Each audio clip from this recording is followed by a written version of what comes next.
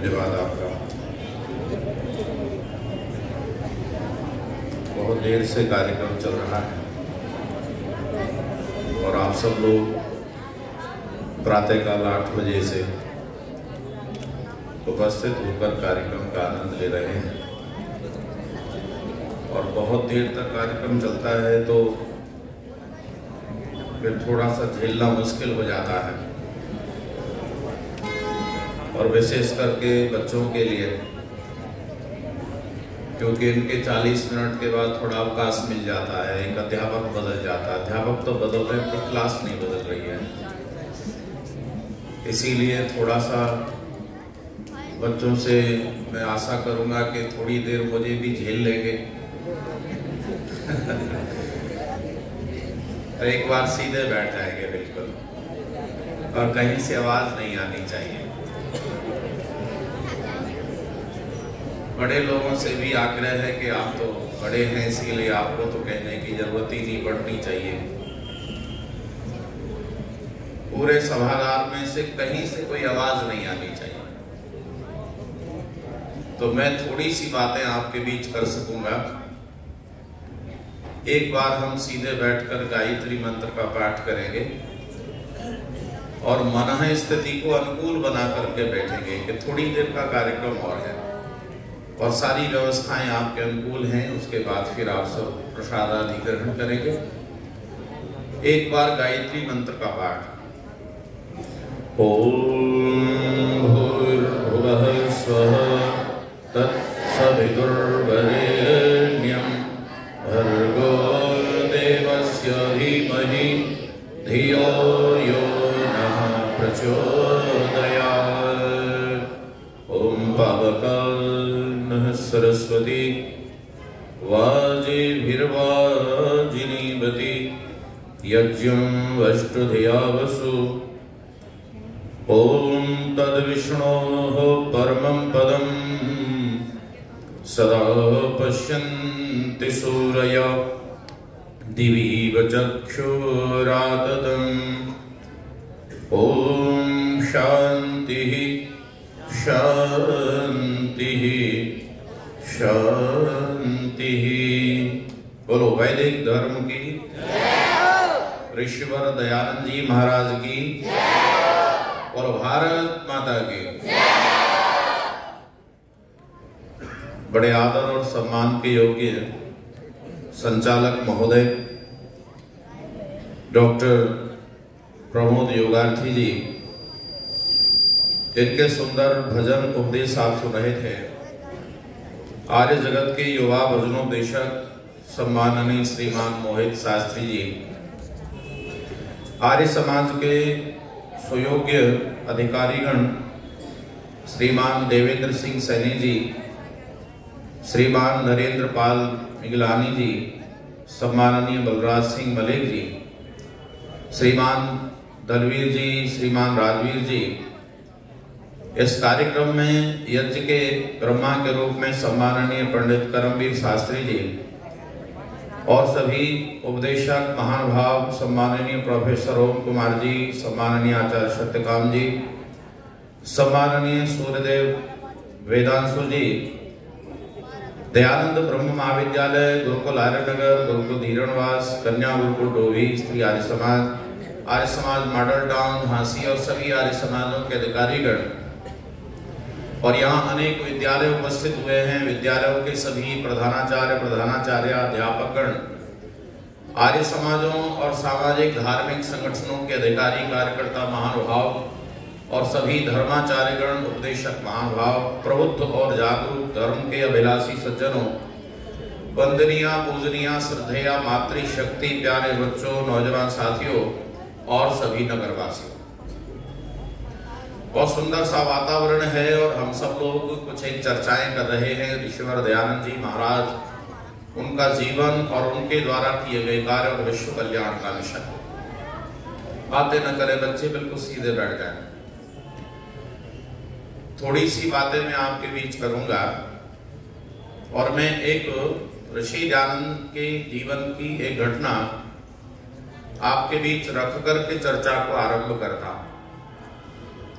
और वो चर्चा आपने पहले भी सुनी होगी और संक्षेप में आपने आज भी सुन ली है।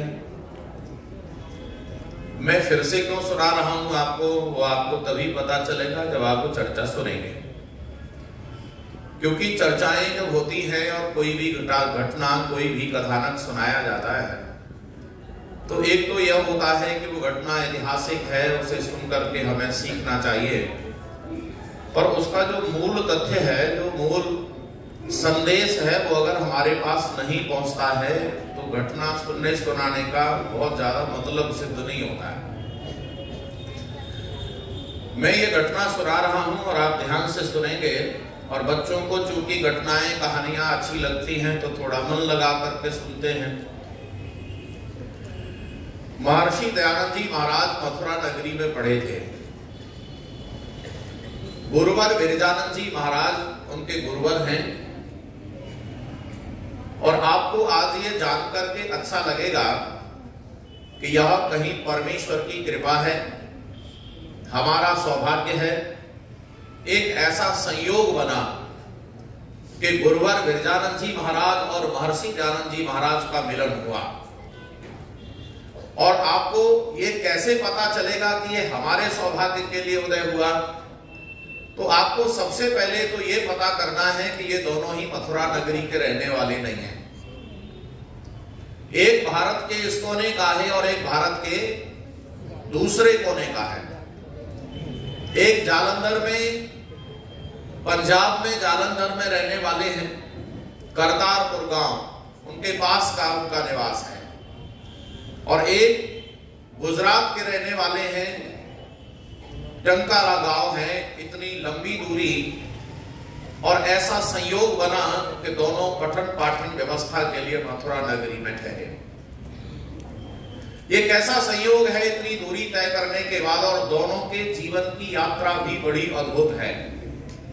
मैं यहां दोनों के जीवन की लंबी यात्रा की चर्चा कर नहीं सकता क्योंकि इतना अवकाश नहीं है, पर मैं केवल एक घटना सुनाकर आपको आगे बढ़ूंगा कि जिस समय विदा लिए थे महर्षि दयानंद अपने गुरुवर से, तो उन्होंने लौंग ला करके दी, आप सबको मालूम है। महर्षि दयानंद ने कहा कि गुरुदेव मुझे गुरु दक्षिणा में ये गुरु दक्षिणा ले लीजिए और मुझे विदा कर दीजिए। तो गुरुवर विरजानंद जी महाराज ने पूछा था, दयानंद क्या लाए हो? तो आप में से ज्यादातर लोग परिचित होंगे कि गुरु विरजानंद देख नहीं पाते थे, इसीलिए उन्होंने पूछा। तो दयानंद ने उत्तर दिया, गुरुदेव लौंग लेकर आया हूं। तो गुरुजी ने कहा कि मैं केवल तुम्हें लोगों के लिए नहीं पढ़ा रहा था। तब दयानंद ने उत्तर दिया था प्रश्न करते हुए, गुरुदेव मेरे पास क्या है? मेरे पास मेरा शरीर है और आपके द्वारा दी गई विद्या है, उसके बाद मेरे पास कुछ नहीं है। मेरे पास जो भी सामान था वो रास्ते में सब लोगों ने ले लिया। अब मेरे पास केवल मेरा शरीर और आपके द्वारा दी गई विद्या है। ये लौंग भी मैं मांग कर लेकर आया हूं। आपके साथ रहकर के मुझे आपकी रुचि का पता चला। आप भोजन करने के बाद लौंग लेते हैं, तो मैंने आपकी रुचिकर पदार्थ मांग करके आपको भेंट किया है। आप बताइए, आदेश कीजिए क्या देना है। बंधुओं जरा ज्यादा ध्यान से सुनना, आपका ध्यान भटकना नहीं चाहिए। तब गुरुवर विरजानंद जी महाराज ने अभी कुछ मांगा नहीं। वो कहते हैं, दयानंद देख रहे हो, यहां पर वेदों को कोई जानता नहीं है, आर्ष ग्रंथों को कोई पहचानता नहीं है। यहां अंधविश्वास, ढोंग, पाखंड, कुरीति और अनाचार का बोलबाला है। तंत्र, यंत्र, टोने, टोटके, झाड़ फूंक, डाकनी, शाकनी, भूत प्रेत और मूर्ति पूजा में सारा समाज जकड़ा हुआ है। राजा से लेकर प्रजा तक सब अनैतिक होते जा रहे हैं। चोरी, डकैती, बदमाशी, व्यभिचार, दुराचार, अत्याचार, भ्रष्टाचार, घोटाले हो रहे हैं। दयानंद, अगर तुम कुछ देना ही चाहते हो तो वेदों के उद्धार के लिए, आर्ष ग्रंथों के प्रचार के लिए और समाज सुधार के लिए तुम मुझे अपना जीवन गुरु दक्षिणा में दान करके जाओ, तो मुझे लगेगा कि तुमने कुछ दिया। प्यारे बंधुओं, शायद आपने ऐसी घटना कभी इतिहास में सुनी हो। इतिहास के ऐसे पन्ने गुरु दक्षिणा के लिखे गए हैं जब गुरु दक्षिणा में गुरु ने किसी राजा का राज्य मांग लिया। क्या स्मरण आया आपको ऐसी घटना घटित हुई कभी? महाभारत काल में एक बहुत बड़ा प्रसिद्ध गुरु है, क्या नाम है? द्रोणाचार्य।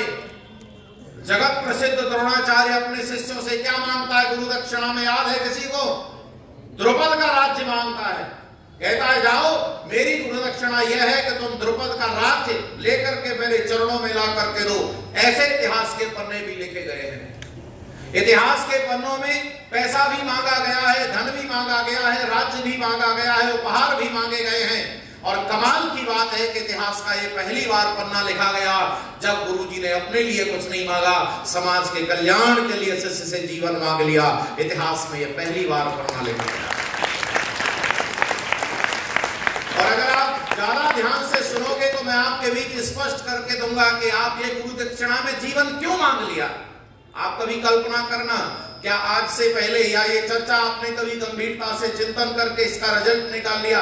क्या पता चला कि गुरु दक्षिणा में जीवन मांगा क्यों? इसको थोड़ा सा प्रश्न को और थोड़ा गंभीर करता हूं तो उत्तर देने में आनंद आएगा, आपको उत्तर समझने में आनंद आएगा। प्रश्न है गुरु दक्षिणा में जीवन क्यों मांगा? तो आपके हो सकता है उत्तर हो आपके पास, तो विचार लीजिए, फिर मेरे उत्तर से मिलान कर लेना। पहले इस उत्तर को थोड़ा गंभीर करते हैं। पहला प्रश्न यह है, इस प्रश्न को देने से पहले प्रश्न यह है, क्या गुरुवर विरजानंद जी महाराज के पास दयानंद अकेले ब्रह्मचारी पढ़ते थे कि और भी ब्रह्मचारी थे?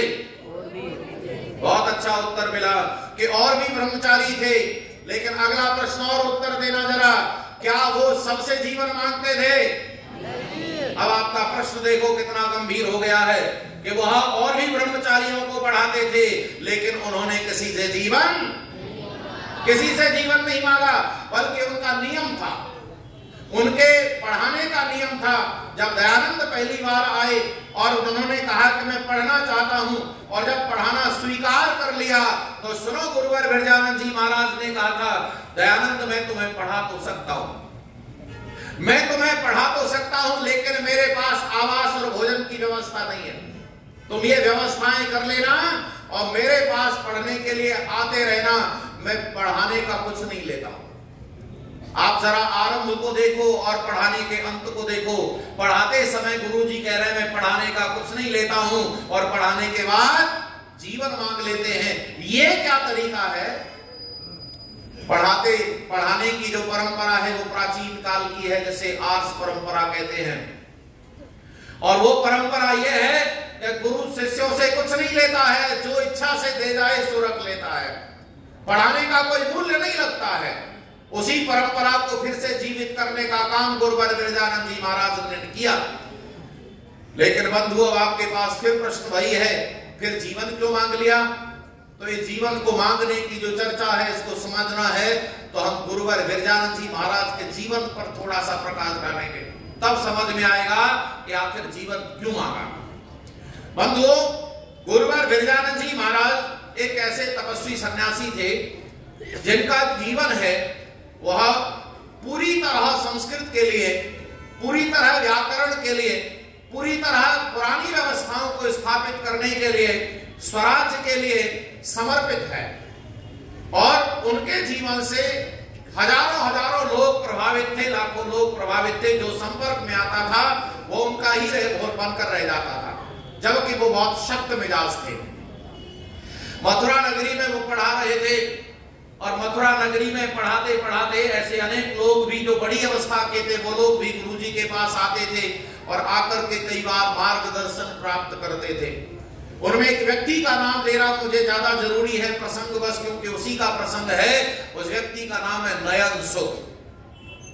एक नयन सुख नाम का व्यक्ति है और जौहरी है, और वो आता है, गुरुजी से बड़ा प्रभावित है। गुरुजी पढ़ा रहे हैं, वो दूर गुप्त चौखट पर बैठा देखता रहता है, पास आकर के प्रार्थना करने पर इजाजत लेकर के बातें पूछता और पढ़ता रहता है। एक दिन कहने लगा, गुरुवर ऐसा लगता है आपके यहाँ आने से मेरी बेचारी मथुरा नगरी के दिन फिर जाएंगे। थोड़ी आवाज कम कर दो भाई, विशिल आ रही है। नयन सुख कहता है, गुरुदेव आपके आने से ऐसा लगता है मेरी बेचारी मथुरा नगरी के दिन फिर जाएंगे। तब गुरुजी ने उससे व्यंग किया, तेरा मेरा क्या मेल, मैं आंखों का अंधार तू नयन सुख। गुरुजी व्यंग करते हैं उससे कि मैं आंखों का अंधार और तेरा नाम नयन सुख, तेरा मेरा क्या मेल। अरे जब तेरे रहने से यहां बेचारी मथुरा नगरी के दिन नहीं फिरे तो मेरे रहने से क्या होगा। तब सुनो जरा नयन सुख क्या उत्तर देता है। वो कहता है, गुरुदेव मैंने ऐसा जाना है, मैं श्लोक तो जानता नहीं हूं पर उसका भाव कहता हूं। ऐसा कहते हुए उसने भाव बताया और क्या कहा, ये जो राजा लोग होते हैं, राजा लोग जो देखते हैं वह दूतों से अपनी प्रजा को देखते हैं। मेरी बात पहुंच रही है आप तक। राजा किससे देखता है समाज को? दूतों से देखता, दूतों को लगा देता, जाओ वहां देखो, जाओ वहां देखो और पता करके लाओ सच्चाई क्या है। राजा दूतों से देखते हैं, जो पंडित होते हैं विद्वान वो शास्त्रों से देखते हैं, और जो गाय होती है वो नासिका से देखती है, और हम लोग इन चर्म चक्षुओं से देखते हैं। लेकिन गुरुदेव आप तो वो भी देख लेते हैं जो हम सब नहीं देख पाते हैं। जरा ध्यान देना, अभी नहीं, रुको, अभी पूरी बात सुनो तब आनंद लेना जरा। क्या कहा कि हम वो लोग हम नहीं देख पाते हैं, वो भी आप देख लेते हो। और अब बताना जरा जोर दे करके, आपकी आनंद का ठिकाना नहीं रहना चाहिए कि हम अपने समाज की दुर्दशा को ठीक से नहीं देख पा रहे हैं। और गुरु विरजानंद ने अपनी समाज की दुर्दशा को ठीक से देख लिया था, और वो भी बिना आंखों के देख लिया था। बोलो जरा हाँ या ना, आवाज नहीं आई आपकी। सारी समाज की दुर्दशा को देख लिया था। और सुनो जरा शांत होकर के, केवल दुर्दशा को ही नहीं देख लिया था, उन्होंने दयानंद के रूप में हर समस्या का समाधान भी देख लिया था। कि सारी समस्याओं का समाधान अगर कोई कर सकता है तो केवल और केवल दयानंद कर सकता है। जरा ठहरना, मेरी बातों को जरा ध्यान से सुनना, क्योंकि एक भी बात अगर छूट गई तो आपको चर्चा सुनने का आनंद नहीं आएगा। महर्षि दयानंद जी महाराज के द्वारा किए जाने वाले समाधान को गुरु विरजानंद ने पहले ही देख लिया था, इसीलिए जीवन मांगा था। फिर से सुनो, अभी बात पूरी नहीं आई आपके पास। महर्षि दयानंद के जीवन के विषय में गुरुजी ने क्या क्या जान लिया। उन्होंने जान लिया कि यह साधु है, यह वैरागी है, तर्क में इसका मुकाबला कोई नहीं कर सकता है, और इसके अपने जीवन की कोई इच्छा नहीं रह गई है। जरा फिर से सुनो, महर्षि दयानंद जी महाराज के अपने जीवन की कोई इच्छा नहीं है। जरा फिर से सुनना, उनको ये इच्छा नहीं है कि मुझे बहुत अच्छे कपड़े पहनने हैं। जब गुरुजी के पास निकले थे तो केवल एक लंगोट पहनते थे, सामान्य वस्त्रों में रहते थे। उनके कपड़े पहनने की कोई विशेष इच्छा नहीं है कि मुझे ऐसे कपड़े पहनने हैं, मुझे रेशमी वस्त्रों को पहनना है। उनके खाने के लिए कोई इच्छा नहीं है कि मुझे अमुक अमुक व्यंजन चाहिए खाने के लिए, मेरा घर बनना चाहिए, मेरा मठ बनना चाहिए, मेरे चेला चेली होने चाहिए, मेरा नाम होना चाहिए, यश कीर्ति मान सम्मान की इच्छा है। उनके जीवन की कोई इच्छा नहीं है।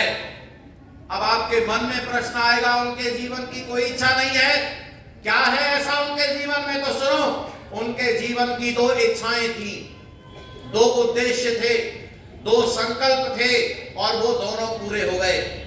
और उनमें एक संकल्प ऐसा है जिसके विषय में शास्त्रकारों ने, जितने भी ऋषि महर्षि हुए हैं, उन्होंने बिल्कुल स्पष्ट कर दिया है, अरे जिसने ईश्वर को पा लिया है फिर कुछ और पाना बाकी नहीं रह जाता है। इसीलिए ऋषि दयानंद के जीवन की कोई इच्छा नहीं रह गई। क्या इच्छा थी उनके जीवन की? तो पहली मैं मृत्यु को जानूंगा, पहली इच्छा थी मैं मृत्यु को जानूंगा और मृत्यु को जीत कर रहूंगा। और दूसरी इच्छा थी मैं सच्चा शिव क्या है इसे जानूंगा और उसे पाकर रहूंगा। और ये दोनों इच्छाएं पूरी हो गई। कैसे हो गई पूरी तरह? ध्यान देंगे। जब अपनी बहन का देहावसान होता है तो वह रो नहीं रहे हैं, जरा ध्यान देना शब्दों पर, वो रो नहीं रहे हैं। तो घर के लोगों ने क्या कहा? अरे बड़ा पत्थर हृदय है, बहन के मरने पर भी नहीं रोता है। लेकिन जब महर्षि दयानंद ने अपने बारे में कभी कहा था तब उन्होंने बताया था कि घर के लोग कह रहे थे रो नहीं रहा है, बल्कि मैं रो नहीं पाया। जरा शब्दों को अंतर देखो, मैं रो नहीं पाया क्योंकि मुझे डर लग रहा था कि ये मेरी बहन को हो क्या गया है, क्या मेरे साथ भी ऐसा होगा? और जब ये होता है तो क्या होता है? आखिर ये मृत्यु होती क्या है? लेकिन जब अपनी मृत्यु आई तब क्या हुआ? बोलो, कोई गिला, कोई सिकवा, कोई डर, कोई भय, कोई शंका, कोई प्रश्न। अरे महर्षि दयानंद के जब खुलता देहावसान का समय आता है तब ऐसा लगता है जैसे इन्हें कोई भय नहीं है, चेहरे पर प्रसन्नता के भाव हैं। इन भावों को अगर जानना चाहते हो तो कभी गुरुदत्त विद्यार्थी से पूछना। वो कहता है ऐसा लग रहा था जैसे वो किसी से बात कर रहे हैं, ऐसा लग रहा था जैसे प्रभु उनके साथ खड़े हुए उनसे बात कर रहे हैं और कह रहे हैं प्रभु तेरी इच्छा पूर्ण हो। और पूरे प्रसन्नता के भाव और परमेश्वर का मुख्य नाम ओम लेते हुए शरीर को छोड़ दिया। बोलो, मृत्यु को जीत लिया? बोलो हाँ या ना? मृत्यु को जान लिया। मृत्यु क्या होती है? मृत्यु को जीत लिया। और ईश्वर को पाना कैसे सिद्ध होगा? ईश्वर को पाना सिद्ध तब होगा जब लोगों से मिलोगे और लोग बताएंगे अरे वो तो साधना में कितने घंटे लगा लेते थे, 18 घंटे की समाधि में जो मस्त हो जाता हो उसने ईश्वर को क्यों कर नहीं पा लिया? इसीलिए ईश्वर को जान भी लिया।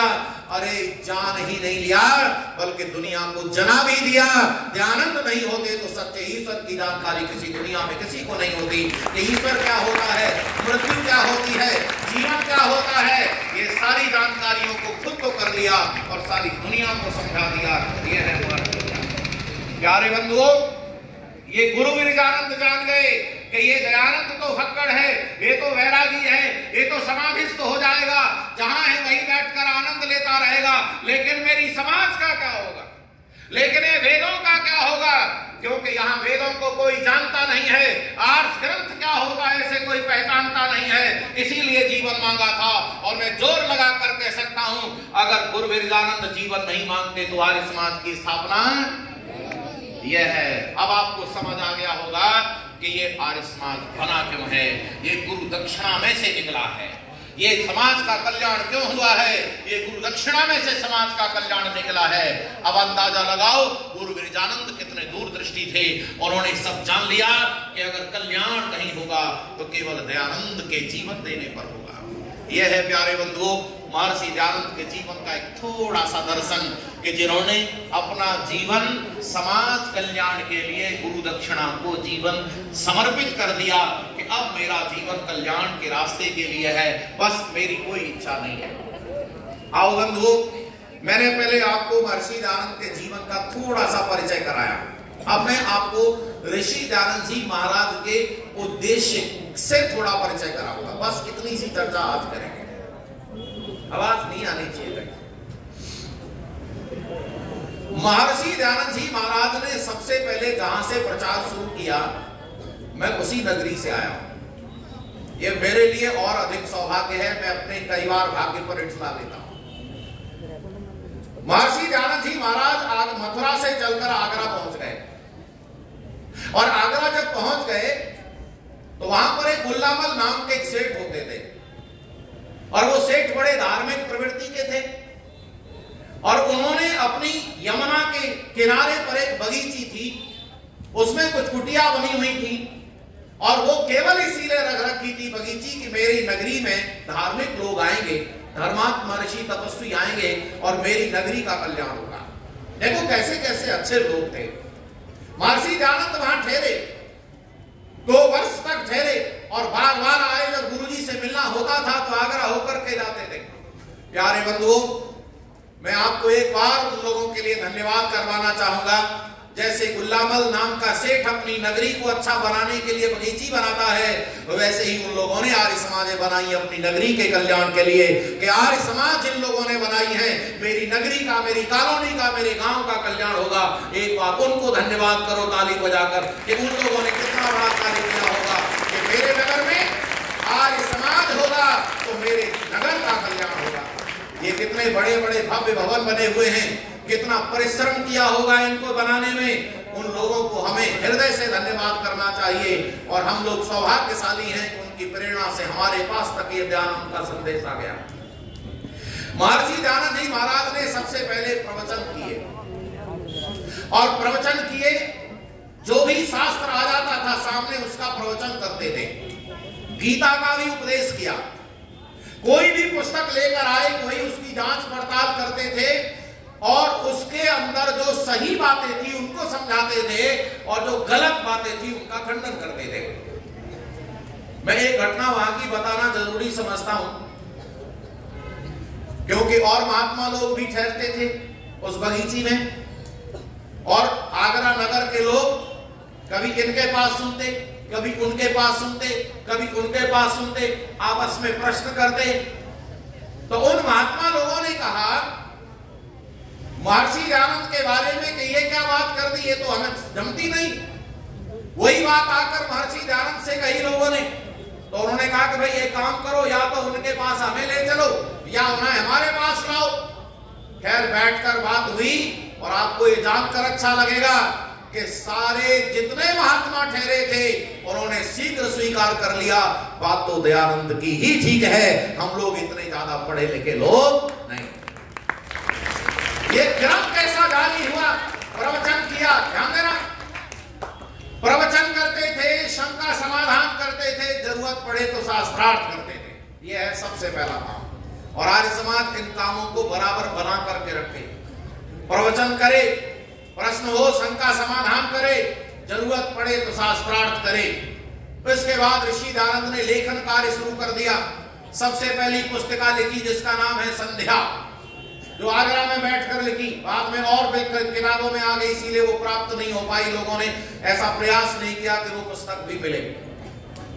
ऋषि दयानंद ने कालांतर में अनाथालय खोले, गौशालाएं खोली, पाठशालाएं खोली, संस्कृत पाठशालाएं, और ये प्रचार का क्रम निरंतर आगे बढ़ा। तब कुछ लोगों ने पूछा कि स्वामी जी आप ये बताओ, आखिर आपका लक्ष्य क्या है, उद्देश्य क्या है? वैसे तो आपको बताएं, महर्षि दयानंद ने अपना उद्देश्य आर्य समाज के नियम में लिख दिया है। आर्य समाज बराबर ऋषि दयानंद, ऋषि दयानंद बराबर आर्य समाज। और उसमें क्या लिखा? इस समाज का मुख्य उद्देश्य संसार का उपकार करना है। इससे ज्यादा साफ सुथरा उद्देश्य और क्या मिलेगा? जब महर्षि दयानंद से पूछा तो महर्षि दयानंद ने कुछ यूं कहा। ऋषिवर कहते हैं कि हम जो कार्य कर रहे हैं, हम फिर से वैदिक काल जैसा वातावरण बनाना चाहते हैं। जरा ध्यान से सुना, क्या उत्तर दिया? वैदिक काल जैसा वातावरण फिर से बन जाए, यह है महर्षि दयानंद और आर्य समाज का मिशन। अच्छा, मेरी बात कितनी पहुंची आप तक? क्या उत्तर है? वैदिक काल। और हम कौन से काल में जी रहे हैं? इसका नाम है आधुनिक काल। कालों की गणना, कालों का विभाजन, कालों का नामकरण लोगों ने अपने अपने हिसाब से किया है। मैंने ये काल जो विभाजन है वह एजुकेशन सिस्टम के आधार पर किया है और इसे 3 भागों में बांट दिया है। पहला भाग वैदिक काल, दूसरा भाग मध्यकाल, तीसरा भाग आधुनिक काल। आपके परिचय के लिए एक बात बता रहा हूं ताकि मेरी थोड़ी देर में ही आपके पास ज्यादा बात पहुंच जाए। भारत देश में 5 प्रकार की शिक्षा पद्धतियां चली हैं और दुर्भाग्य से 5 चल रही हैं। पहली वाली और दूसरी वाली दो जो पद्धतियां हैं वो गुरुकुल में चली हैं। पहली वाली का नाम आर्ष नाम दे सकते हैं, दूसरी वाली का नाम अनार्ष नाम दे सकते हैं। पहली वाली को आप वैदिक नाम दे सकते हैं, दूसरी वाली को अवैदिक नाम दे सकते हैं। तीसरी वाली जो शिक्षा पद्धति है वो मठ में चली है। मठ, मैं अभी स्थानों के नाम बता रहा हूं। पहली वाली गुरुकुल, दूसरी वाली गुरुकुल, तीसरी वाली मठ, चौथी वाली मदरसा और 5वें वाली स्कूल कॉलेज। ये मैंने आपको नाम स्थानों के बताए, ध्यान से सुनना जरा। ये आगरा वाले पहली वाली को और दूसरी वाली को पढ़ाने वाले आचार्य हैं, नाम आचार्य है दोनों के। तीसरी वाली में पढ़ाने वाले व्यक्ति का नाम है बौद्ध भिक्षु। चौथी वाली में पढ़ाने वाले का नाम है मुल्ला मौलवी और 5वीं वाली में पढ़ाने वाले का नाम है टीचर। इनकी भाषा और सुनो, पहले वाले दूसरे वाले की भाषा संस्कृत है, मीडियम, पढ़ने का मीडियम। तीसरी वाली का है पाली, चौथी वाली का है उर्दू फारसी और 5वीं वाली का है अंग्रेजी। और यहां तक कोई परेशानी नहीं है, स्थान बदल जाए कोई बात नहीं, व्यक्ति का नाम बदल जाए कोई बात नहीं, लेकिन सबसे बड़ा परिवर्तन क्या है? इनके पाठ्यक्रम का अंतर है। और एक बात कान खोलकर सुनना जरा, व्यक्ति के व्यवहार में अंतर आ जाता है जब उसका पाठ्यक्रम बदल दिया जाता है। पहले वाला वेद पढ़ा रहा है, दूसरे वाला पुराण पढ़ा रहा है, तीसरे वाला पाली भाषा के बौद्धों के ग्रंथ पढ़ा रहा है, पाठ्यक्रम बदल रहा है। चौथे वाला कुरान पढ़ा रहा है और 5वें वाला आपको विभिन्न विषय पढ़ाते हुए ईसाइयों की व्यवस्था पढ़ा रहा है। और आप लोग इस बात का समर्थन कर सकते हैं कि वर्तमान जो स्थिति है, पांचों यहां पर आप 2 पद्धतियां तो देखने को मिल जाएंगी। यहां आपको गुरुकुल के बच्चे मिल जाएंगे, स्कूल कॉलेज के बच्चे मिल जाएंगे। आपने ये 2 पद्धतियां तो यहीं के यहीं देख ली, 3 पद्धतियां और चल रही हैं, दुर्भाग्य से 5 चल रही हैं। लेकिन आपको मैं साफ सुथरी भाषा में बताना चाहता हूं, अगर आप ऋषि दयानंद को समझ रहे हैं, समझना चाहते हैं, तो केवल पहली वाली पद्धति ही से ही विश्व का कल्याण हो सकता है और किसी सिस्टम से करना। यहाँ स्कूल कॉलेज के अध्यापक प्रिंसिपल बच्चे बैठे हैं, आप ये मत समझ लेना कि मैं आपकी तौहीन करने के लिए बैठा हूं। आज समाज भी डीएवी चला रहा है, मैं आपको किसी का अपमान करने के लिए कोई चर्चा नहीं कर रहा हूं, बल्कि आपको यह समझना होगा कि इस सिस्टम में रह करके भी हम दयानंद का संदेश कैसे दे सकते हैं। अगर दयानंद का संदेश आप दे रहे हैं तो आप ठीक, अगर नहीं दे पा रहे हैं तो आप भी कोई ज्यादा बढ़िया काम नहीं कर पाएंगे। मेरी भाषा को साफ साफ समझ लेना, और अगर आपको आपत्ति हो तो मैं भी रुका हुआ हूं, आप मेरे से बात कर लेना, क्योंकि मैं यहां किसी को बुरा लगाने के लिए कोई बात नहीं कर रहा हूं। मैं यहां आपको एक बात और बताना चाहता हूं ताकि आपको दयानंद का सीधा संदेश समझ में आए। मैं आपसे ये पूछूं कि आप में से व्यवहार भानु नाम की पुस्तक कितने लोगों ने पढ़ी है? हाथ खड़ा करो जरा एक बार। भाई ठीक ठीक से पढ़ी हो तो भी खड़ी करना, देखिए ना वो नहीं खड़े करना। देखी तो बहुत लोगों ने, जिन्होंने ठीक से पढ़ी हो। अब आप अंदाजा लगाओ, गिने चुने लोग हैं। और आपको मैं बता दूं, ये व्यवहार भानु नाम की पुस्तिका पठन पाठन व्यवस्था की तीसरी पुस्तक है, अत्यावश्यक पुस्तक है। अगर ये आपने नहीं पढ़ी तो मैं कह सकता हूं आपने कुछ भी नहीं पढ़ा। आप ये कैसे कह दिया आपने? ये तो सुनो, मैं आपसे पूछ सकता हूं कि हमारी पढ़ाई किस लिए है, तो इसका उत्तर है व्यवहार के लिए। जोर से बोलो एक बार, किस लिए? और व्यवहार भानु हमें व्यवहार सिखाती है। आप ऋषि राम से पूछना कि आपने ये पुस्तक क्यों लिखी, तो वो कहते हैं कि क्योंकि व्यवहार इसको मैं क्या बताना चाहता हूं वो सुनो, इसीलिए पढ़ लेना इतना जोर लगा के, इसीलिए ये बात बताइए। बैठ जाओ भाई से यही लगा ले। बंधुओं, 4 बातें लिखी हैं, जरा मूल बात सुनना। कहानियां और बहुत प्रवचन बहुत सुनते हैं आप, मैं तो केवल एक संदेश देना चाहता हूं, और मुझे अगर आप सुनना चाहते हैं तो कभी विस्तार से सुनो, कई दिन तक सुनो, तो मुझे भी आनंद आएगा। ये तो एक ट्रेलर है, एक दिन का कार्यक्रम। तो सुनो, 4 बातें लिखी हैं ऋषि दयानंद ने। पहली बात है श्रवण, दूसरी बात मनन, मैं रुका इसीलिए ताकि कहीं से आवाज आए, तीसरी बात निधिध्यासन, और चौथी बात साक्षात्कार। जोर से बोलो एक बार, क्या है साक्षात्कार का मतलब जानते हैं आप? नोट करो, व्यवहार। और हो सकता है कुछ बड़े लोगों ने आज ये शब्द पहली बार सुना हो कि साक्षात्कार का मतलब व्यवहार, क्योंकि हम तो साक्षात्कार का मतलब केवल ईश्वर का दर्शन समझ रहे। अरे नहीं रे बाबा, जहां जहां शब्दों के अनेक अर्थ होते हैं वहां प्रसंगवश अर्थ लिया जाता है। साक्षात्कार का अर्थ है व्यवहार। जोर से बोलो, क्या है? और अब जरा ध्यान से सुनना, साक्षात्कार 4 बातें फिर से सुनो। श्रवण, और श्रवण का अर्थ सीधा है सुनना, पढ़ाने वाले से सावधानी पूर्वक सुनना, उसको पहले नंबर पर रखा है। दूसरा है जो सुना है उसे एकांत में बैठकर मनन करना। तीसरा है निर्णय करना, निधिध्यासन, और चौथा है वो ऐसा ही व्यवहार करना। लेकिन फिर से सुनो एक बार, यहां श्रवण का अर्थ केवल सुनना नहीं है। जब हम व्यापक दृष्टि से देखेंगे तो इसका अर्थ है जानना। इसका अर्थ क्या हुआ बोलो? अनेकों प्रकार से जानना। जो जाना हुआ है उसका मनन करना, निर्णय करके व्यवहार करना, ये बात है। अच्छा चलो, अब मैं कंप्यूटर की भाषा में बात कर रहा हूं आपसे। बैठो विश्वदेव जी। कंप्यूटर में 3 बातें हैं, जरा ध्यान से सुनना मुझे। मैं बहुत बातें नहीं बताऊंगा, पर जितनी बताऊंगा मतलब की बात बताने का प्रयास करूंगा। कंप्यूटर में 3 बातें हैं, और यहां की 4 बातें ये एक जैसी हैं। क्या है जरा सुनते एक बार। मैं एक बोलूंगा, 2 आपने बतानी है।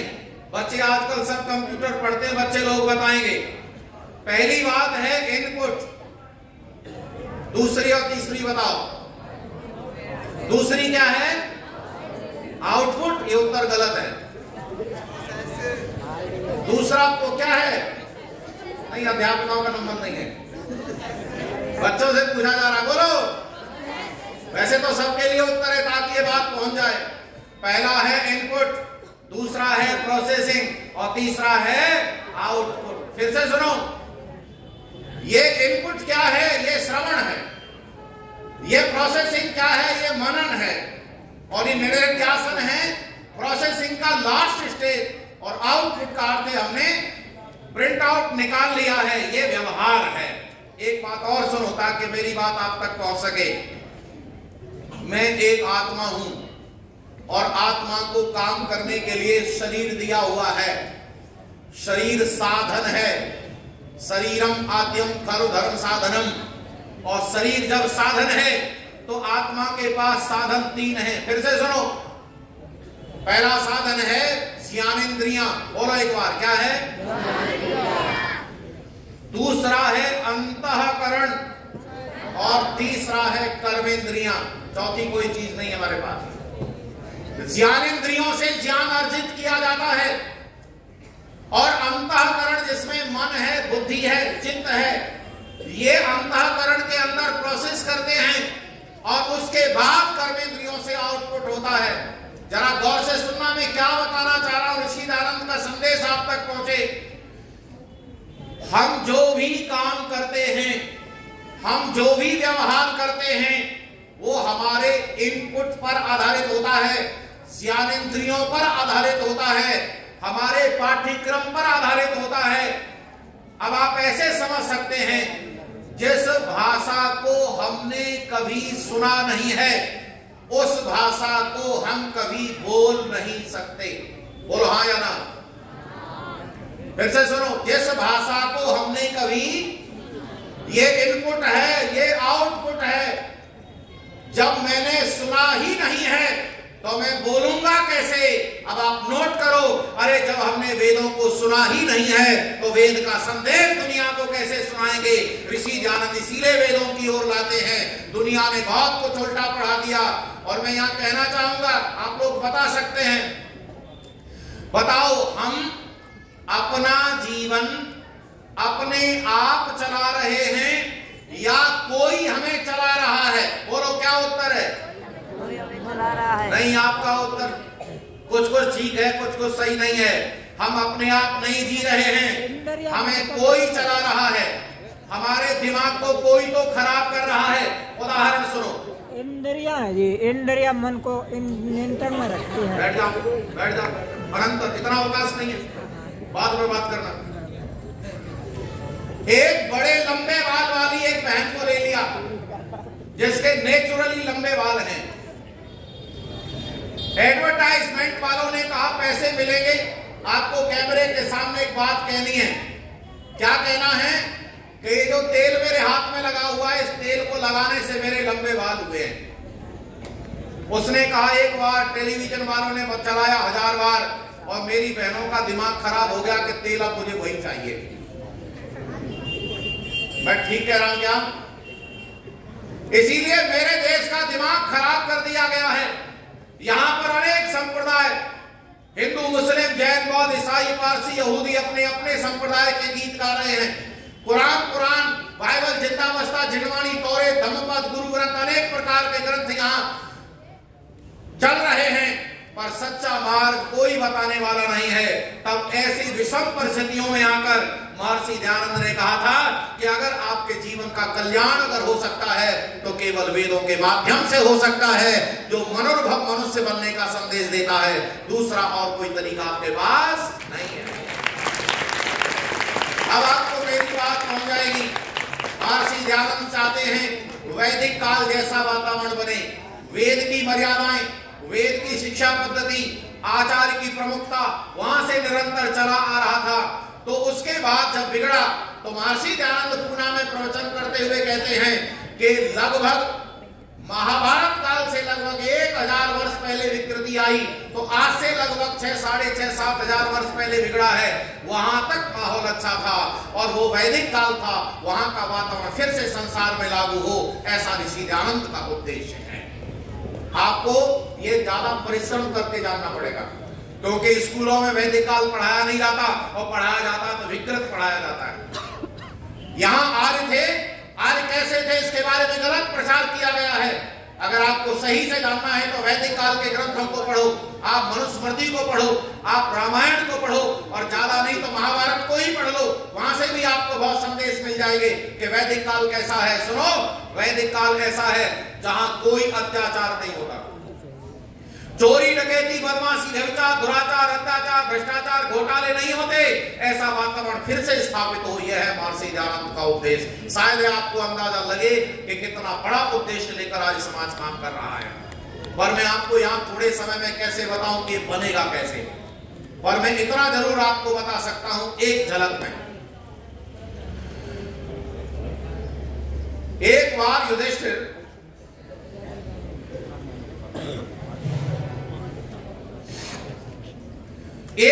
युधिष्ठिर ने पितामह से पूछा कि पितामह मैं जानना चाहता हूं कि वैदिक काल के लोग कैसे थे। तो सुनो पितामह ने क्या कहा। पितामह ने कहा, उसने पूछा था राजाओं के बारे में, तो पितामह कहते हैं उस समय कोई राजा नहीं था, कोई मंत्री नहीं था, कोई संतरी नहीं था, न कोई दंड लेने वाला था न कोई दंड देने वाला था। आप कल्पना करो, फिर भी प्रजा सुखी। यह है वैदिक काल का नमूना। आप सोच सकते हैं कि बिना राजा के प्रजा सुखी रहती होगी कैसे? एक झलक देखो। आप सब जरा मेरे प्रश्नों को समझना। मैं आपको एक बात बता रहा हूं, फिर मैं आपसे प्रश्न पूछूंगा। हम सब रोड पर चलते हैं। रोड पर चलने के बाद हम ये निर्धारित करते चलते चलते कि हमें नियम में चलना है। रोड पर चलने के नियम होते हैं। हम रोड पर चलने के नियमों को ठीक ठीक जानते हो, जानते हैं नहीं बोल रहा हूं, जानते हो, और रोड पर नियम से ही चलते हो। अगर आपने ये दोनों बातें जान ली हैं तो उत्तर देना। बोलो, कोई दुर्घटना होगी, हाँ या ना? एक उत्तर। क्या किसी ट्रैफिक पुलिस की जरूरत होगी, हाँ या ना? अब आपको मेरी बात समझ में आ जाएगी। अरे जब हम धर्म कर्म जानते हो, जीवन के नियम जानते हो, वेद के द्वारा मनुष्य के लिए बनाए गए निर्धारित नियमों को जानते हो और उन्हीं पर चलते हो, तब बताओ बदतमीजी होने की संभावना है क्या? ये है महर्षि दयानंद का प्रोग्राम कि सारे लोग जब नैतिक हो जाएंगे तो आनंद ही आनंद सारी धरती पर होगा। इतना बड़ा मिशन लेकर के चल रहे हैं। दो बातें होती हैं, एक होती है शिक्षा, एक होता है न्याय। जरा ध्यान देना, अगर किसी देश को संभालना है तो दो चीजें बनाओ, एक शिक्षा उत्तम हो, एक न्याय बढ़िया हो। अच्छा, मेरे देश में दोनों चीज ठीक है, हाँ या ना? ये दुर्भाग्य है मेरे देश का, न यहाँ की शिक्षा बहुत अच्छी है और न यहाँ का न्याय गड़बड़ा गया है सब। और अगर मैं दोनों में से एक चीज चुनने को कहूं कि आप बताओ, अगर एक चीज चुननी पड़े हमें तो बताओ क्या चुना जाए, शिक्षा या न्याय? सबसे पहले जरूरी है शिक्षा, और वो भी वैदिक, जिससे हमें मूल्यवान बन सके, हमें पता चल सके जीवन के मूल्य क्या होते हैं।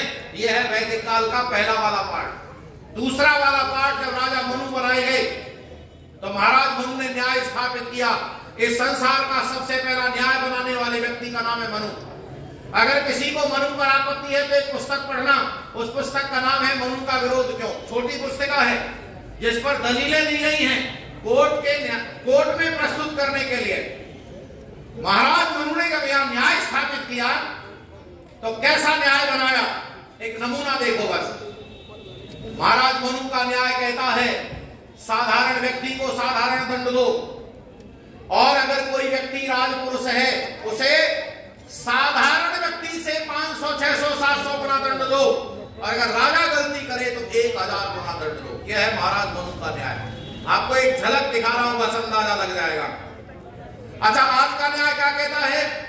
आज का न्याय कहता है न्याय सबके लिए बराबर है। अच्छा, हम इसे प्रैक्टिकल करके देखते हैं। एक चारे का खेत है, हरा हरा चारा खड़ा है, तीन जंतु, 3 जानवर घुस गए। एक मेमना घुस गया, एक सांड घुस गया और एक हाथी घुस गया। तीनों ने चारा खाया। किसान आया, किसान ने अपने सेवक से कहा जाओ इन तीनों को दंड देकर आओ। आज के दंड के अनुसार उन्हें एक एक डंडा लगाया गया। मान के चलो एक एक डंडा लगाया गया, तो बताओ न्याय ठीक हुआ क्या? अभी मत बताना। एक डंडे में मेमने का क्या हाल होगा? वो तो बेचारा मर ही जाएगा। सांड एक डंडे को ऐसे ही झेल जाएगा, पर हाथी को क्या प्रभाव पड़ेगा? इसीलिए कान खोल करके सुनो, आज जो हाथी बन जाते हैं वो देश की कानून को यो कहते मेरी जेब में लो, करोगे क्या कर लो, मेरा कर लो क्या करोगे। लेकिन महाराज मनु का न्याय अगर होता तो क्या होता? सुनो, महाराज मनु का न्याय होता तो मेमने को डंडा नहीं लगाया जाता, मेमने को सामान्य थप्पड़ मार के भगा दिया जाता, और कम से कम 50 से 100 डंडे लगाए जाते सांड को, और हाथी को 1000 डंडे लगाए जाते, तब जाकर के न्याय होता। ऐसा न्याय महाराज मनु ने स्थापित किया। अब बताओ कोई हाथी कह सकेगा कि मेरी जेब में है कानून? यह है महाराज मनु, और ऐसा कानून फिर से ऋषि दयानंद स्थापित करना चाहते हैं। ऋषि दयानंद चाहते हैं कि राजा महाराजा ऐसे थे जो कहते थे नमेस्तेरो जनपदे ना कदर्यो न चमद्यपह नाना हिता गिरना विद्वान न स्वेरी स्वेरिणी कुतः। राजा कहता है मेरे राज्य में कंजूस नहीं है, चोर नहीं है, शराबी नहीं है, कोई भी व्यक्ति ऐसा नहीं है जो मूर्ख हो, हवन ना करता हो, व्यभिचारी पुरुष नहीं है, व्यभिचारिणी स्त्री तो होगी कहां से। ऐसा फिर से देश बने, यह है ऋषि दयानंद जी महाराज का मिशन। अब आप अंदाजा लगा सकते हैं कि महर्षि दयानंद का मिशन कितना पवित्र है, कितना ऊंचा है, कितना उदात्त है। ये प्यारे बंधुओं, जिस दिन ऋषि दयानंद, देखो मुझे पूरा विश्वास है, एक दिन सारा संसार ऋषि दयानंद के पद चिन्हों पर चलेगा। मुझे पूरा विश्वास है। बाधाएं आएंगी, आने दो, हताशा निराशा को स्थान मत दो, बस लगे रहो और केवल इतना करो कि हम अपने जीवन काल में पूरा कर जाएंगे, ऐसा विचार मत करो। केवल इतना करो, हम नई पीढ़ी को अपनी विचारधारा देकर जाएंगे, बस इतना करो, निरंतर बढ़ते चले जाएंगे। प्यारे बंधुओं, मैं संदेश के रूप में आपको दो बातें कहकर विराम करता हूं। पहली बात कि ये मिशन सफल कैसे होगा, तो उसका सबसे पहला उत्तर है 3 बातें आप तैयार कर लो। पहली बात है आर्य समाज के साप्ताहिक अधिवेशन को मजबूत बनाना। जोर से बोलो, क्या कहा मैंने? आर्य समाज का साप्ताहिक अधिवेशन आपका कमजोर हो गया है, उसे ठीक कर लो भाई। अगर आप सही में ऋषि का काम करना चाहते हो, अगर आप आर्य समाज के साप्ताहिक अधिवेशन को बढ़िया नहीं बना पाएंगे तो आप ऋषि दानव के मिशन को आगे नहीं बढ़ा पाएंगे। क्योंकि जुड़ेगा कैसे व्यक्ति? साप्ताहिक अधिवेशन जितना मजबूत होगा उतना ज्यादा आगे आर्य समाज बढ़ेगा। दूसरा है गुरुकुलों को बढ़िया बनाओ, क्योंकि गुरुकुल के बिना आपको मार्गदर्शन करने वाला नहीं मिलेगा। और तीसरा है जो बच्चे गुरुकुल में नहीं जाते, बालक बालिकाएं, उन्हें आर्यवीर दल के साथ जोड़ो। नौजवानों की शाखा जुड़ो, कराटे, लाठी चलाना, दंड बैठक, आसन, प्राणायाम, ये जोड़ो। ये 3 बातें हैं।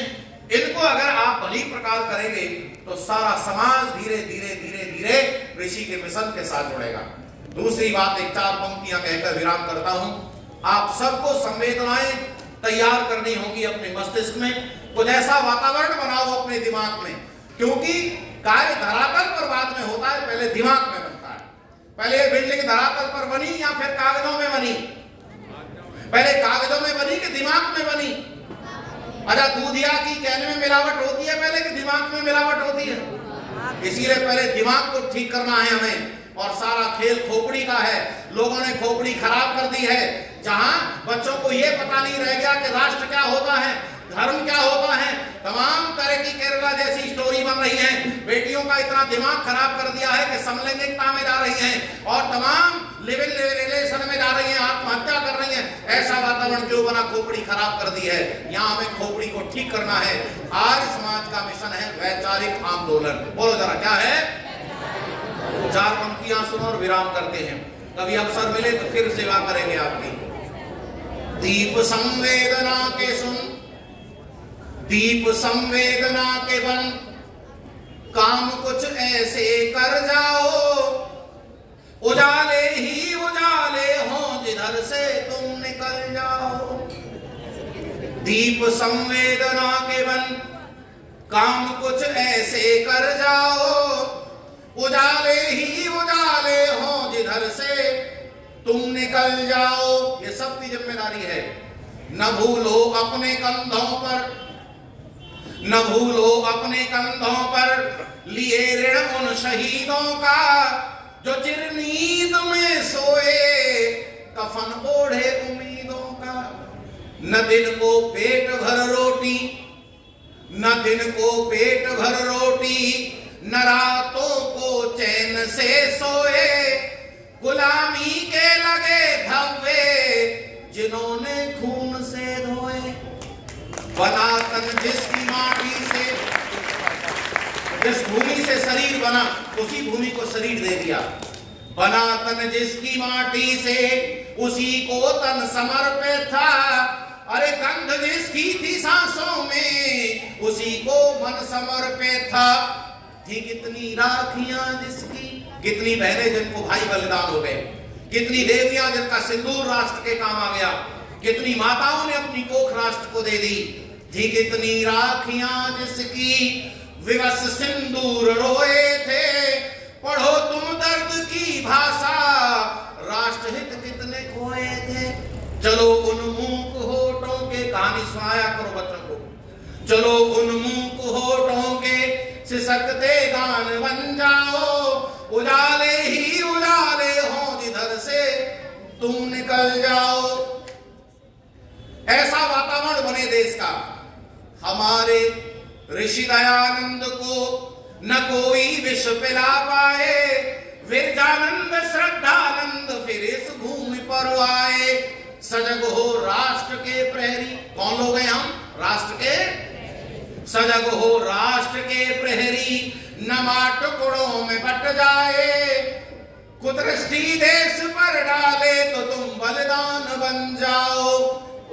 भले ही उजाले हों जिधर से तुम निकल जाओ। प्यारे बंधु, मैंने थोड़ी सी पंक्तियां आपके बीच कही। हमारा सबका उत्तरदायित्व है कि जितना आनंद हमें सुनने में आता है उससे कहीं ज्यादा आनंद प्रैक्टिकल में आता है, अपने जीवन में उतारने में आता है।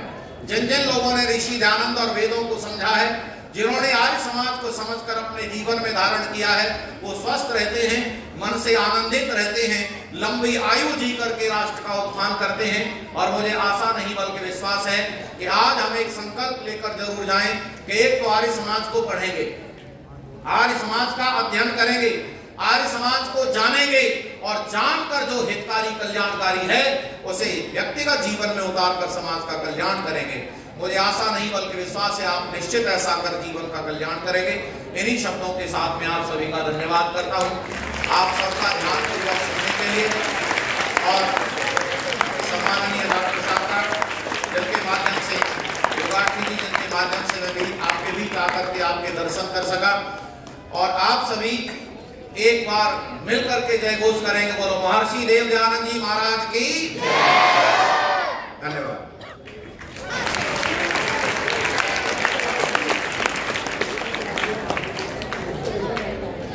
आचार्य पूज्य श्री हरिशंकर अग्निहोत्री जी ने बहुत ही मार्मिक, सारगर्भित और बड़े प्रभावशाली ढंग से छोटे बड़े सबको समझाते हुए बहुत ही अच्छी बातें रखी हैं। और जिस भाव को लेकर के आचार्य जी को हमने आमंत्रित किया, हमारे उन भावों को आचार्य जी आपने 100% नहीं 102% पूरा किया है। बहुत बहुत आपका धन्यवाद।